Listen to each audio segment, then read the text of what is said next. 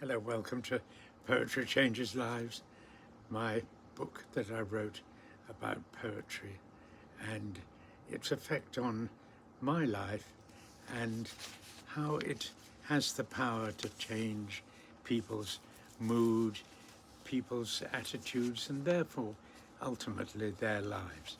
Poetrychangeslives.com is my website where you can read all about it, and you can you could buy the book there if you wish. I think it's a nice book to dip into. Of course, you can get it direct from Amazon or just buy it in a bookshop if you want, for that matter. But, I'm not actually trying to do all this sitting in my garden just to sell a book. I'm sitting in my garden partly because I'm worried about the world and I'm trying to make it in a tiny, infinitesimal way. I'm trying to make it a better place. You may think that's very grandiose, but it seems to me, if all of us try and do the little things right in this world, maybe one day it'll all come together and the world itself will come right. But sitting in this devastated garden, you can see how drought is killing off my precious plants. It does make me realize how we really do live in a joined up universe where every little thing I do may affect you and your friends in Australia or the United States or Soviet Russia, if it exists. No, maybe not China or Russia. Things we do really do affect other people, and we are united in the universe. It's the sun's rays that is causing all this terrible heat in the world, and it is partly our fault. Whatever, some people say that it's not our fault, but to me it's quite clear that it is our fault, and it has always been like that. People have been telling us for centuries that we need to try and understand how the world works. We may not succeed in fully understanding, but people who seek for truths, universal truths, are on the right track at least. As the great Roman poet Virgil once said, "Happy is he who can know the cause of things, the reason for things." He said it more elegantly. He said, "Felix, qui potuit rerum cognoscere causas." Happy is he who can know the causes of things.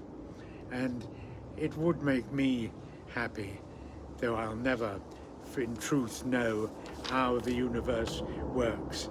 But one thing I can say, it is a fascinating journey trying to think these things through. I feel genuinely sorry for there are people in this world who believe that we really are here totally by chance, that nothing matters, nothing we do matters, because when we die we will be gone and nothing will exist of who we are. I think that's, it's people who have that view are very welcome to it. I'm not going to fight them over it, but I do feel sorry that they don't have a more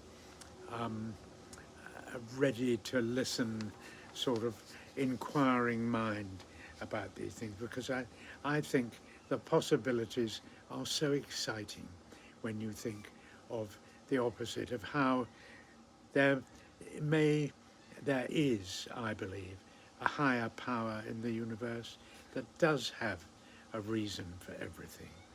And, some people become angry if you mention the word God. I know one or two people who genuinely cannot stand the idea of contemplation of God or considering the possibility of the existence of God. But I, on the other hand, rightly or wrongly, prefer to keep an open mind and to be a seeker after truth. And I genuinely love the exercise of inquiring, asking myself about God, and doing bits of meditation that encompass that sort of idea. And when I'm meditating these days, I go back to that wonderful German mystic of the 14th, 15th century, Meister Eckhart, who wrote some of the most profoundly beautiful, simple works. Mostly he gave them in sermons, but we have a record of a lot of what he said. And he was a great one for simplicity, for what he called detachment. A bit like what the Buddha said, you know, we make ourselves unhappy by wanting things, by wanting to cling on to possessions and happiness and the things we enjoy doing, and our ambition and our ego drives us ever more to want things that simply make us unhappy.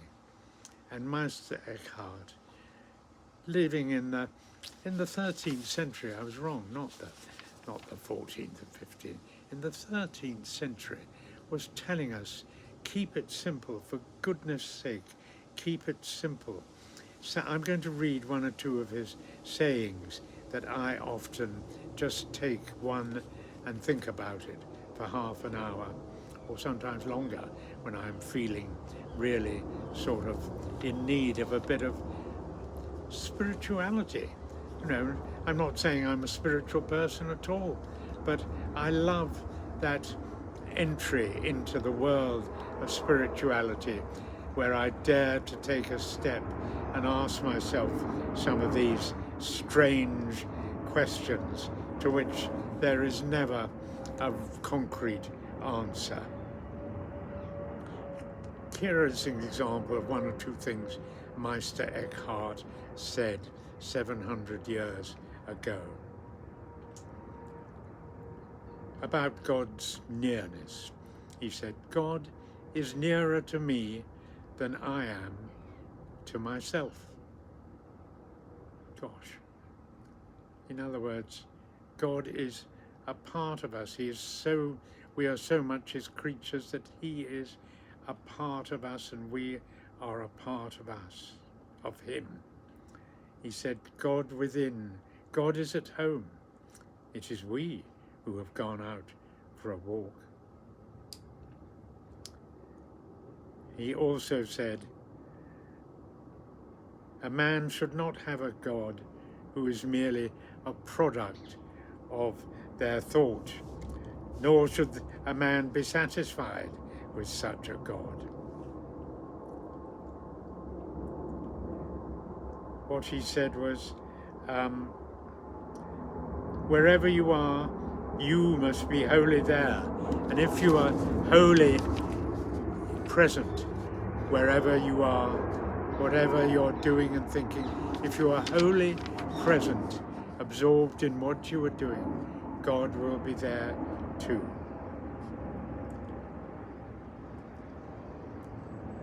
And he's put, as I said, great store on detachment. When I preach, I am accustomed to speak of detachment, of being free of myself and of all things, of just being a free entity, obedient to God's will, God's creature, with no ego-driven desires or impulses of my own. And here is his last saying. I'm going to quote. I love this because it is so profound. I can think about this forever. It's the sort of thing Nietzsche might have said, the great German philosopher centuries later, about seeing God. This is what Meister Eckhart had said in the 13th century. Can you imagine when all the English could do was go on crusades and bash and slaughter as many Muslims as they could find? Meister Eckhart was doing something much more profound. He was thinking about seeing God, and he said this: "The eye with which I see God is the same eye with which God sees me." When I first read that, it stopped me in my tracks. I thought, crikey. And then I read it again. The eye with which I see God is the same eye with which God sees me.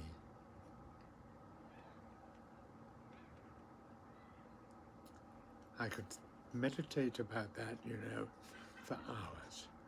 Just the idea that I am in God's presence.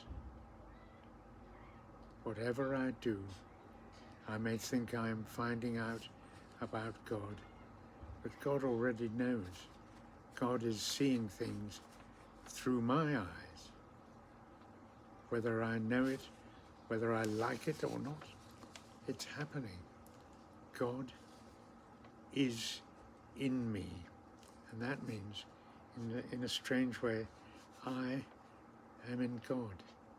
And I don't know what that means really, but wow, it makes me think. Here it is again. The eye with which I see God is the same eye with which God sees me. Now I myself, that is, I'm going to end this little talk in a few minutes, but I'm going to continue thinking about that because I need to. It's part of my spiritual growth that I am dedicated to. I need, like Virgil, to be one who can seek and hope to find one day the reason for things. Felix qui potuit, rerum cognoscere causas. And Meister Eckhart is leading me on. The eye with which I see God is the same eye with which God sees me. Thank you for listening.